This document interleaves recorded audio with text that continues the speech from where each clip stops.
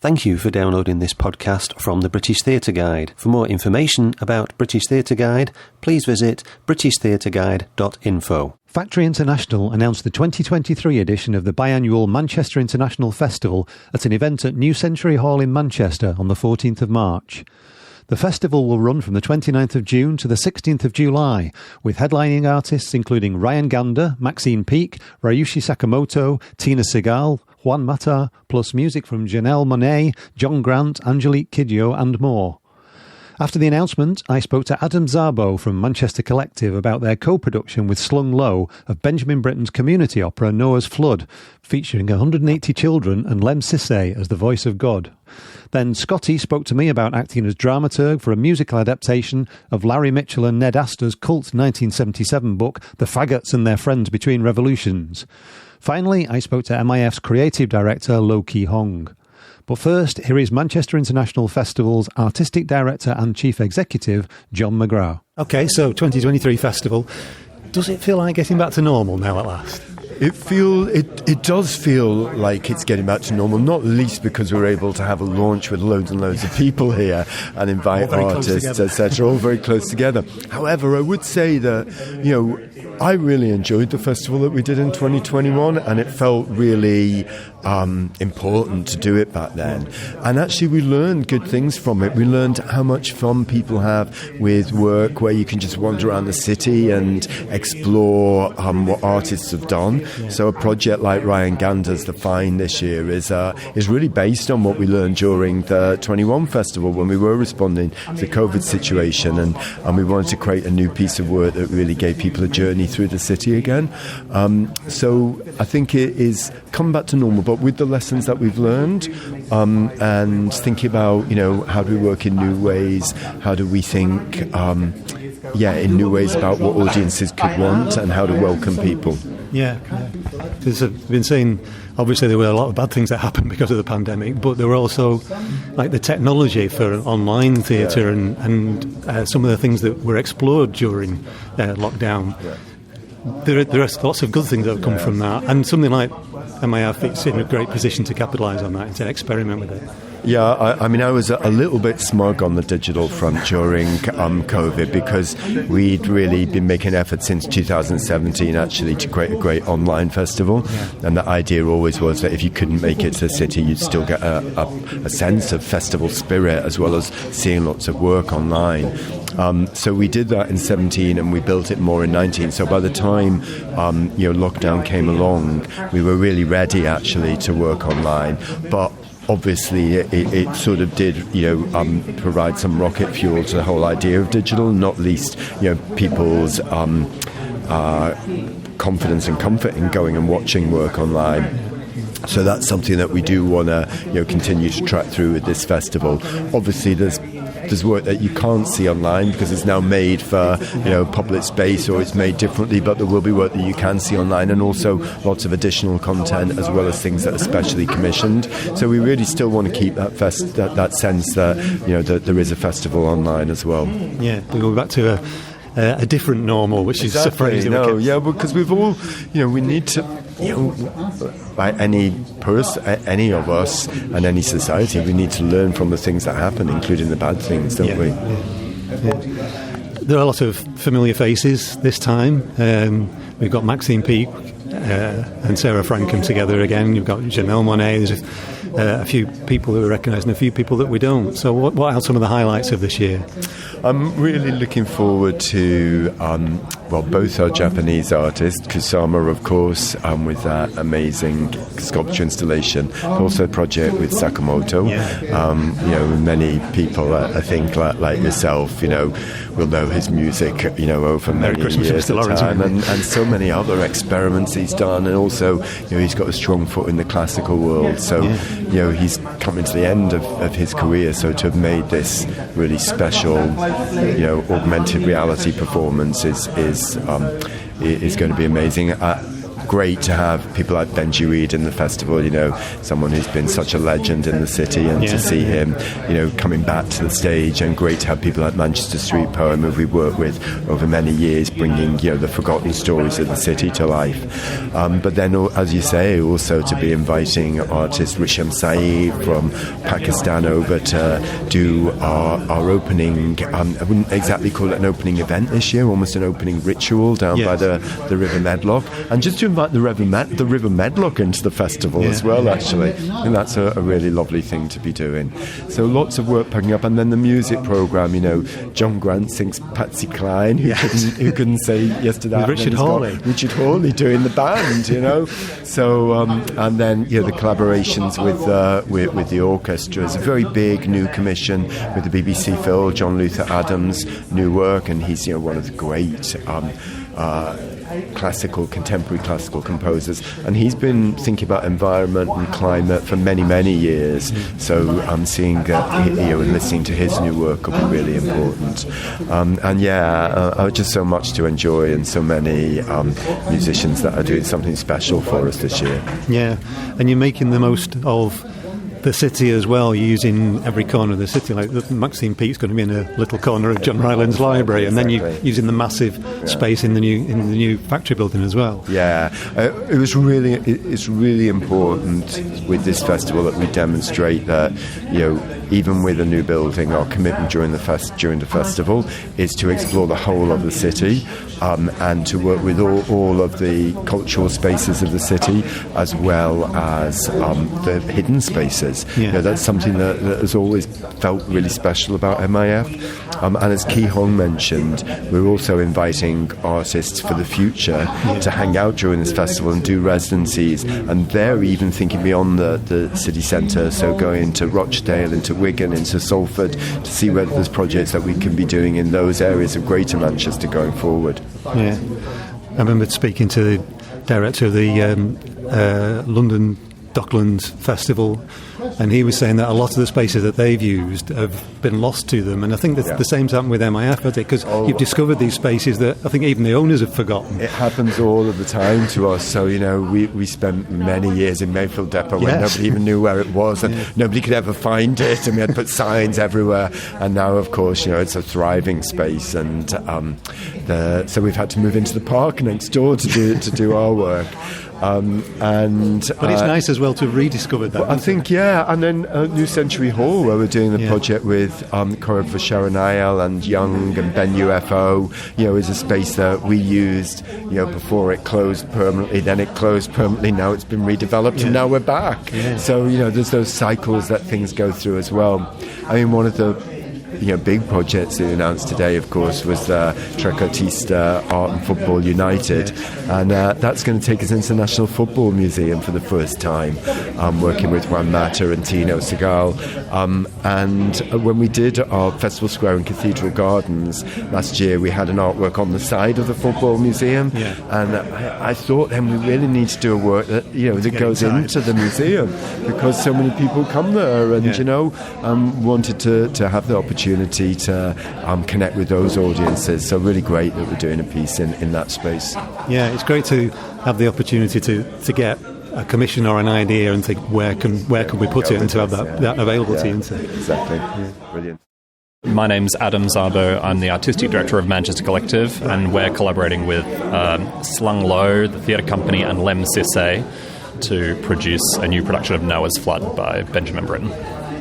Right, so some interesting collaborators there. Slung from Leeds, aren't they? Who are used to doing site-specific work. Yeah.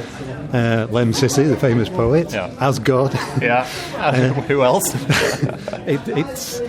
It sounds like a great collection, but also one that might be difficult to coordinate. How have you managed to do that? I think, we all believe in the work, and the values are all really tightly aligned, so actually that's not been the problem. I mean, the interesting thing about, Slung is that, when we're making work for the factory, it sort of is site-specific by definition. It's such an unusual and incredible venue, so there are things that we can do there that are impossible anywhere else in the country. So it's been very, very exciting. It's their first time putting on an opera. It's our first time collaborating with, sort of a theatre company on this scale. And there's 180 children dressed in matching pairs of unique animal costumes, internally lit jellyfish and dragons and unicorns and,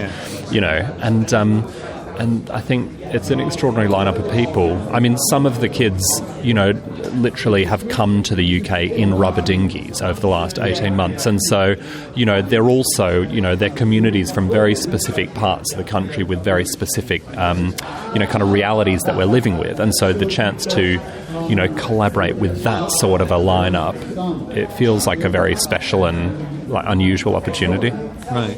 So I assume the choice of opera is not a coincidence, that there is some message which has become very relevant over the past few days. It feels like a very kind of prescient story to be telling. I mean, the really interesting thing about the text is that it's not a children's opera or a community opera.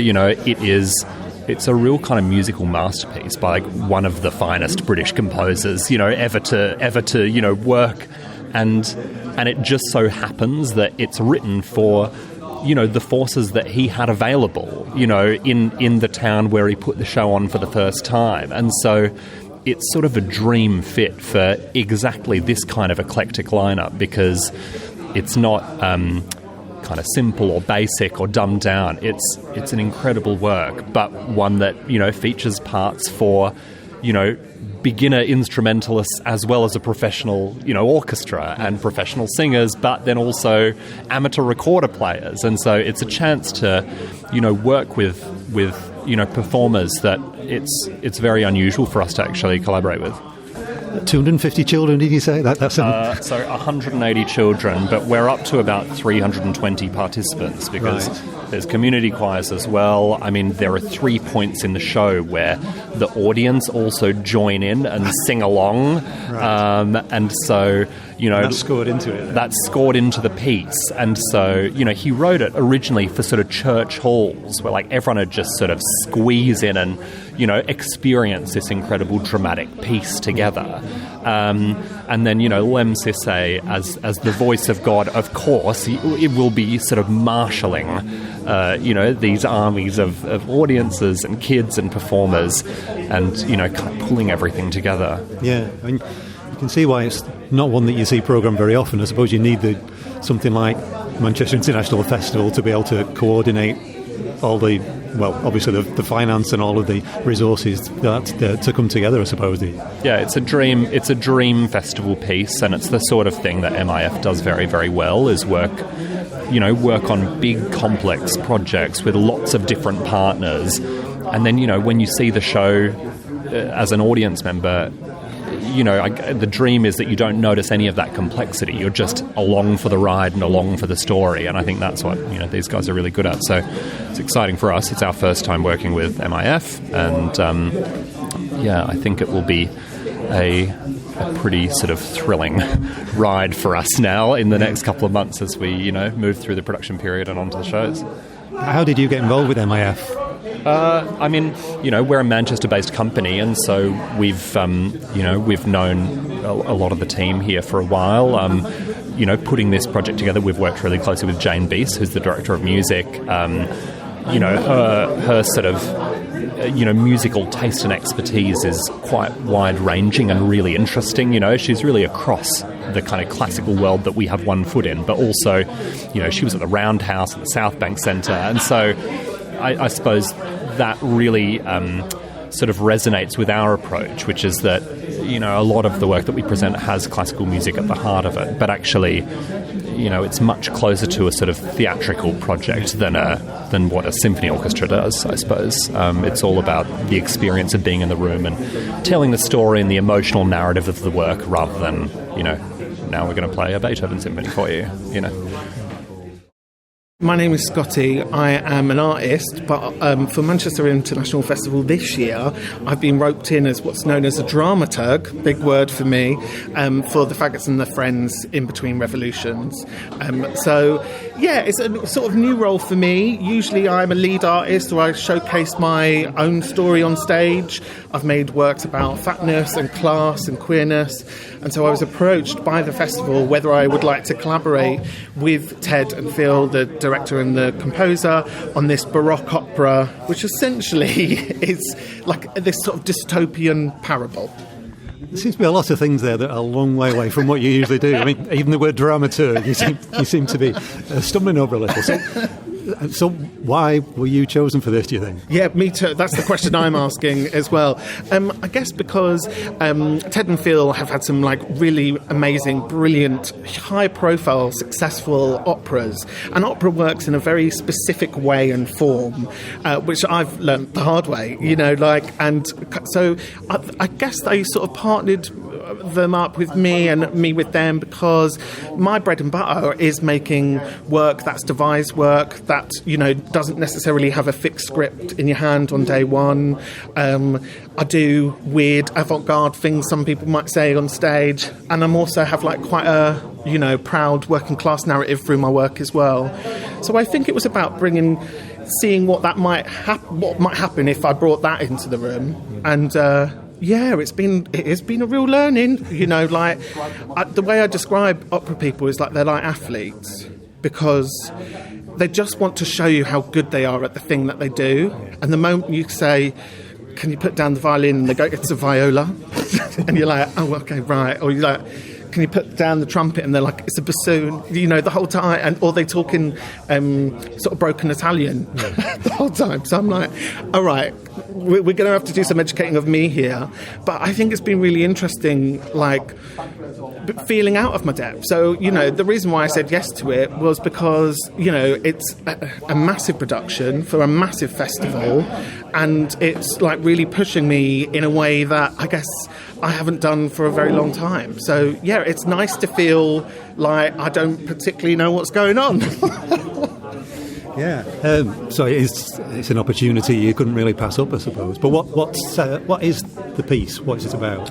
So it's called The Faggots and Their Friends in Between Revolutions. It was a text which was written in the late 70s by a bloke called Larry, who sort of made this book, which is an illustrated parable about the faggots, their friends, the women, the men, the paper, cash, money, monoliths, buildings. So it's sort of spoken in sort of like Game of Thrones, like quite pompy language. It's got its own language in the text, and essentially it's a parable about what would happen if we sort of down tools and we started the revolution, and who could start that revolution, and what does their existence look like.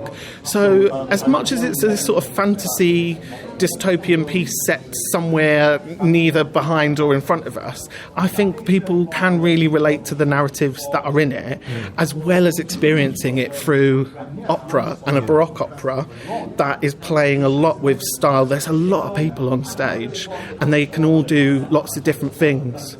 So it's not a sit down in your fancy clothes sort of opera, because that's what opera sort of meant to me before doing this. This is a sort of cheer along, dance in the aisles if you fancy it. Oh, this is quite fun opera. Right. It sounds. I remember the 70s. I'm guessing you don't.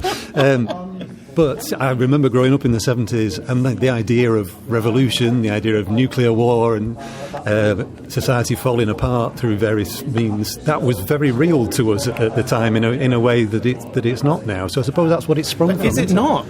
Is it not? That's the question that we're asking. Is it's it different? Not? It is different, but we're still having the same conversations. But and they're in much more absolutist ways. Yeah.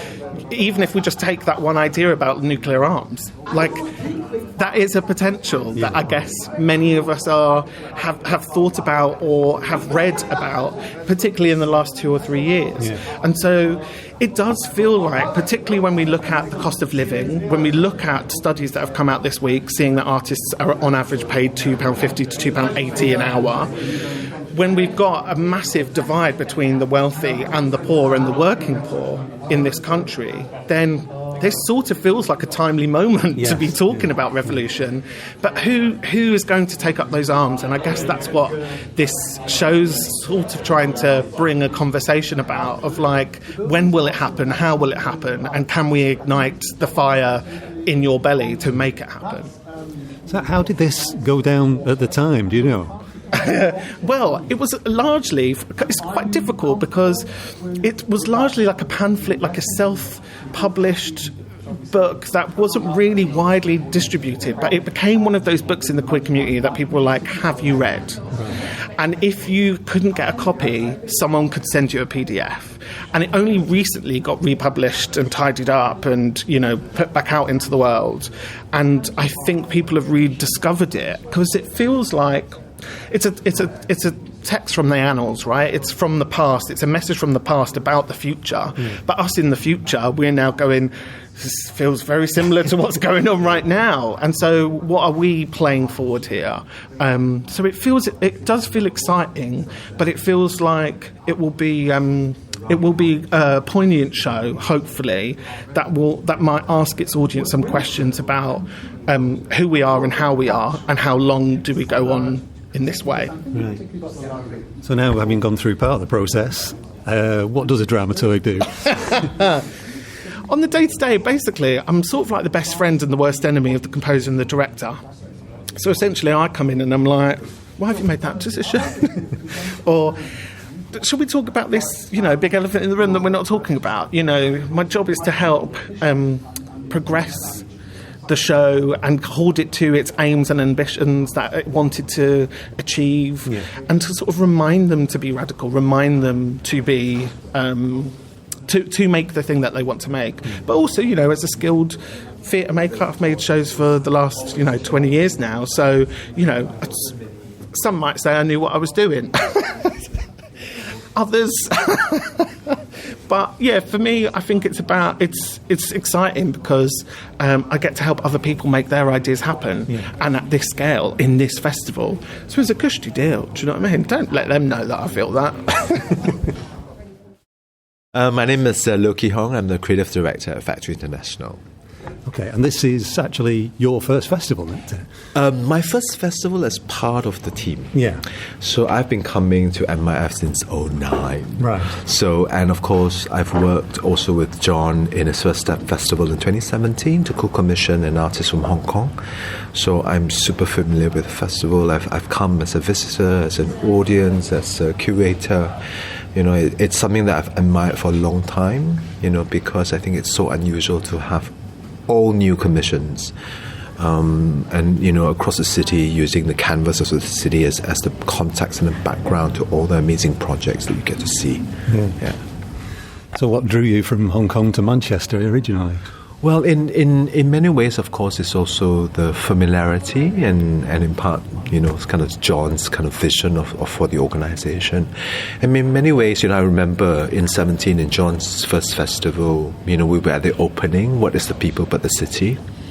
And of course, it was just after the Arena Grande concert kind of bombing. I remember by the end of the presentation, I was standing behind John. I was in tears. I was bawling, and I didn't know a single person that walked the catwalk. But it gave me such a deep portrait of the city, the diversity, the amazing people that live here, the stories that were emerging, and when this role came up, I said, I think I need to be here. I want to encounter these amazing Mancunians that I've met over the years that have come for the festival, and in some ways I think, and I have, and I've been spending a lot of time in the boroughs because it's not. It wasn't somewhere that I naturally went to when I was coming as a visitor, but the incredible range of people that I've met. The artists, the communities that, live and work in the different boroughs. And they're all very different, and I'm incredibly privileged to be able to do that as part of my job. Yeah, so I'm looking at the programme. It looks like you've been around the world to find some of the greatest artists, but you've also been around Greater Manchester. Yeah, no, absolutely. I think, we always hold multiple conversations with artists from around the world, and of course, we've always been deeply committed to supporting artists across Greater Manchester, in all stages of their careers, and I think, now that we will have this new building, we will also kind of expand and deepen these possibilities, having now spaces to be able to do stuff all year round. It's very different when, it was ephemeral, biannual festival. So in a sense, coming down the line, we've just launched MIF23, and you can already see that scope and that range that will have an echo of what is to come in the next couple of years. So we're all looking forward to when we open the building and hosting Festival Square for the first time at our new site. I've come from Hong Kong where I've worked and opened new venues just also by the harbour. There's something magical about sitting by a water body. Yeah. So this amazing River Awell that's just been reopened, I think it's going to be special. Yeah. And in summer, of course, everybody just wants to be out there under the sun and, sitting. Hopefully. Hopefully. Well, and so far, I think the Manchester weather has been very kind to me. So in a way, I think, would love to have everyone come down to us at the building and just really enjoy being a moment with each other physically. I think it's a full in-person festival, coming out of the 21 edition. So I think in some ways it's really, I think, a moment to really celebrate life and really celebrate each other. Yeah. The building itself is by the river as well, isn't it? So absolutely. That's a theme that comes through the festival. No, exactly. And what I love about opening new buildings is also watching how audiences use the spaces. Yeah. We can plan all we want, but the moment people get through the doors, you'll be surprised by the imagination they bring to the table. I've experienced many moments that audiences come in and they tell me, I never knew this was possible. I never knew that this was in my city. And I think with the building, I feel a lot of that will happen, and this will continue to grow over time. And we would love for communities to really take space, because the building is for us and for each other, that we want to hold space for each other to just, think about things, to just come and, enjoy, a wee afternoon, Sunday afternoon with your kids. Bring your grandmas, your grandpas, your uncles, people who are out of town. Because I think, Factory International is a space for all Mancunians.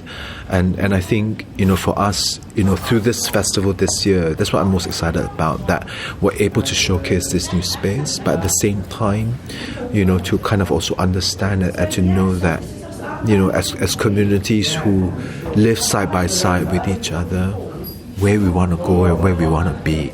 Yeah. So, what is the relationship between the festival and the building? Yeah, I've been asked this question a lot. And I'm super excited because now that as an organisation we'll work all year round in the building. So what it means that the festival is also allowed to do other things and to move into areas that was not possible before. So which is why the work has already started with an incredible team at the organisation, with our creative engagement team, that they've been spending a lot of connections and moments with communities and artists across Greater Manchester. And I think we'll anchor this moving forward, that, maybe in the Festival 25, you will start to see work made in Wigan, made in Rochdale, made in Salford City, and that maybe audiences will have to spend a day in Wigan and spend a day in Rochdale. And I've been incredibly privileged to be able to do that and to be welcomed by an amazing, cohort of partners in these different boroughs, because I was hanging out at the local pub in Rochdale, and there's a revolving door of artists who were just coming, and we're just having a pint, just having a conversation, just chatting about things under the sun, and I think, this is where relationships begin. And I've been taught, a couple of years ago by a very close Indigenous friend of mine from Australia, that, what if, in our context, in art and culture, we move away from transaction, but to think about kinship, about family, and that's for life. Yeah. And this is what, as an organisation we're committed to. We're committed to these relationships that we want to hold on for life, that in a way, over time and over the years, the festival will grow and expand. It will feed into different conversations within the building that we'll operate out of. And also to start to begin new imaginations about art, about making art, about encountering art that, at the moment, maybe we don't even have the vocabulary to talk about it. But I think that between the building and the festival, it will allow us to create these new spaces that can do that. I mean, how does this festival relate to other festivals? I mean, obviously, there's the Edinburgh International Festival, and there are other festivals around the world. Is it unique, this festival, or does it have a relationship with the other festivals? I've always thought, of course, MIF is a unique festival, but, it's also been clear that, we work very closely with many partners and artists around the world because, it's about making work together in Manchester for the world. So, over the so many years, we have, a laundry list of partners who believe in the work that we do, but we also share, artists that we want to support because they are bringing something else to the table. And, insofar, 1.6 million audiences from more than 30 countries and 6 continents have seen the work of MIF. I mean, that's bonkers, right? And that will only continue to grow, So we can only make work because of these value partnerships, these belief and trust. And I think in many ways, we are also expanding into new relationships and new partners because, we're also witnessing around the world the birth of new collectives, new venues, new platforms that, plug quite immediately to the zeitgeist, to what is happening to us. And I think we're part of the conversation, and we're incredibly proud, to have partners like these because in a way, only together can we be stronger.